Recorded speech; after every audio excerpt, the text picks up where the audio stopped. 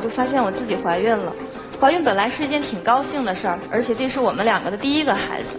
结果他却对我说不想要这个孩子，非要让我把孩子打掉。不是我不想要这个孩子，那当时那个状况他也不准许咱俩要孩子。再一个，你第一次去我家，我爸妈对你印象就不是很好，所以说。那你不想要这个孩子，你为什么还要让我怀孕呢？那也是一个意外呀，你不是自愿的吗？那都是我的错吗？也不都是我的错呀，是两个人的问题，不是说我个人这个事儿就是我能完成的任务。所以女生有的时候，所以说啊，女生有的时候也得自重啊。你不自重的时候，别人也不会尊重你。后来呢？之后他妈妈生病了。当我知道这个消息的时候，我第一时间我就给他拿了3000块钱，让他赶紧去回家给他妈治病。他回到家之后呢，我就给他打电话，他也不接；给他发信息，他也不回。我在照顾我妈，我当时心情很烦，我不想接任何人的电话，所以说我就没接这个电话。姑娘，后来你做了什么了？她不接电话。我一气之下，我就自己坐火车去找他。下了火车之后，我就给他打电话，结果他还是不接，我就打了一辆车。走了好长时间，凭着我自己的记忆，走了好远，我终于找到了他们家。结果我一进门，他和他爸就对我大吼大叫的。为什么呀？你想想那个时候，我妈住着院，我和我爸根本就是心情都不好。但是你来了，你不等于是给我们家添乱一样吗？我是你的女朋友，难道我不应该来看你妈妈吗？本来我妈生病，然后你再把这个你怀孕的事儿告诉她，你不等于让她病更加严重吗？是带着身孕去的是吗？对，因为这个时候我发现又怀孕了。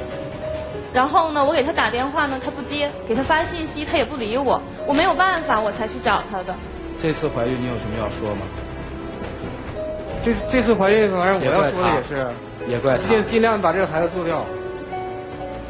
因为现在这个经济状况啊，还有生活压力，再一个我妈现在生着病也需要用钱，我俩也没有结婚，所以说我不想要这个孩子。后来找了一家私立医院把孩子流掉了。说到这里我就更伤心了，因为之前我已经做过1次流产了，这个是第2次，所以我当时就要求他想去一家好一点的医院。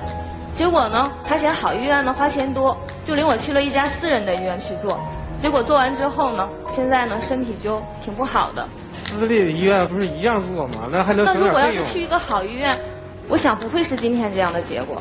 哎呀，反正都已经做了，木已成舟了，那也没办法了。当时反正也是想节约一点。现在你们俩的关系是一种什么样的关系？还在谈恋爱吗？还在。但是从那次之后呢，他现在对我就非常的冷淡。苦了我。你跟我说你怎么苦了？就是他喜欢把事情主观就强加于我身上。他说我剥夺他自由，他所有时间除了上班就是来照顾我。但是我没有勉强他，是他自愿的。还想跟他好吗？我犹豫。现在我说实在的，相处这段时间是有感情，但是经历过这一桩一桩的事儿以后，我父母也不同意，我夹在中间，我特别为难。你说你父母不同意，说下原因，为什么不同意？就是因为他第一次去我家，给我父母留下的印象就不好。留下了什么样的印象？他做了什么？就是因为这个保暖内衣的钱他不拿着。就因为这个事儿，没有别的是吗？是。你确定没有别的是吗？他也不会来事，就是见到我父母的话，就是简单的寒暄的，就问了一句好，叫了一句叔叔阿姨，其他的什么别的端水啊什么的都没做，这些事儿都没有。所以说我就感觉我夹在他和我父母之间，我很为难。所以这段感情，我想就是在观察观察。当时谁追的谁啊？他追的我。我们2个是在聊微信的时候认识的，聊得挺好的，挺投机的。我感觉他这个人也不错，然后就开始交往。我现在已经付出了那么多，要是不跟他在一起了，我还有点舍不得这个感情。但是他一次又一次的伤害我，我不知道我还能坚持多久。她2次怀孕的事情，你父母知道吗？知道。第2次的话，直接去我家，把这个事儿跟我爸说了。这次是我爸拿了1000块钱，然后让我俩去外地做手术。你父亲不想？主持人，你想连我都接受不了，我父母更接受不了他。你接受不了他能有孩子？这就是一个意外。其实有很多话真的是很刺耳。我记得男生上场说第1个孩子的时候，他说这不是一个人可以完成的任务。说到第2个孩子的时候，赵传又问他，你怎么又有了第2个孩子呢？他说做掉嘛，找一家私人的医院便宜一点把它做掉。如果说人的目光可以杀死人，你已经死了不知道有多少遍了。在场所有人都恨不得用目光杀你。我们说这个世界上没有无缘无故的爱，也没有无缘无故的恨。开始我一直弄不明白，我说这女生到底做了什么，让你父母这么讨厌她，让你这么伤害她？她到底做了什么呢？后来你给了我一个荒唐的理由，说她不会来事儿，也就是不会送东西，不会嘴甜一点，不聪明，这就是你们嫌弃她的理由。我不知道你那个父母是什么样的父母，我不知道你父母有没有教你最基本的做人道理。同时我也想不明白，他有哪一点让你这样执着的对待？我们不都说没有无缘无故的爱，也没有无缘无故的恨吗？为什么你们俩就会发生这么让我们难以匪夷所思的事儿？后来我想通了，为什么你们俩会这样？因为你把犯贱当成了付出，他把你的付出当成了犯贱。我这个贱，我真的不是骂你，而真的是一种旁人也好，兄长也好的那种心疼。